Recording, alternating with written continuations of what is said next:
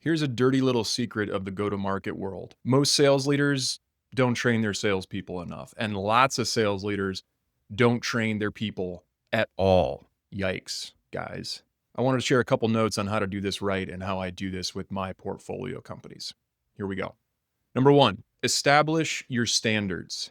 Before you do anything else, you want to pick 2 or 3 moments of truth in your sales process that A, you believe are going to help you win, and B, you believe in and you're willing to train and coach your people on. That could be discovery, value prop, demo, proposal, whatever. The point is, you can't catch everything. So, prioritizing and building a very short list of standards that you will actually use makes everything easier. Make your list of standards shorter than you think it needs to be. If it's longer than 2 or 3 bullet points, you're probably trying to do too much. Number two, train your team on those standards. Write down what you expect and teach it to your people. That's what training is. Don't just send a document to them, talk them through it. Make it a workshop. Give them a chance to ask questions. Fill in the gaps that you missed or that you didn't think of. Ask for feedback and examples. Allow people to weigh in before they buy in. You should come up with a first draft of what you're training people on, but you should update that based on what you learn when you teach it to them.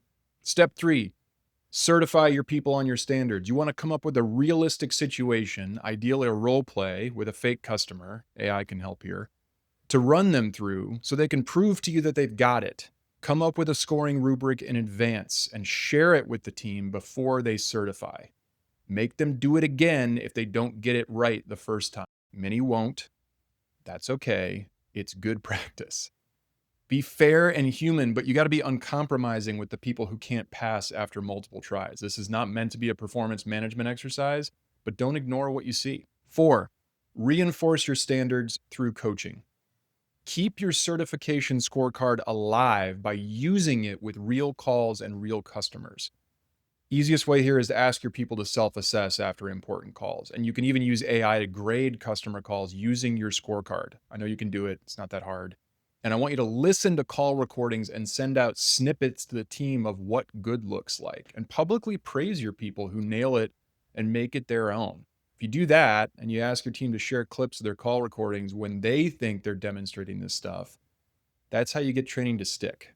And that's the hardest part. Look, training your sales team is super important and it's not that hard. Almost nobody does it, and it's going to help you win. I think they call that a competitive advantage. If this is the kind of stuff you're thinking about going into 2026, how you build a higher performing sales team, how you make a difference inside an investor backed business, this is all that I write about over at Hello Operator. It's my blog written by me, a real life private equity operating partner. And if you work inside of an investor backed business and you're trying to make a difference, it's written just for you. I hope you'll check it out. Thanks for listening.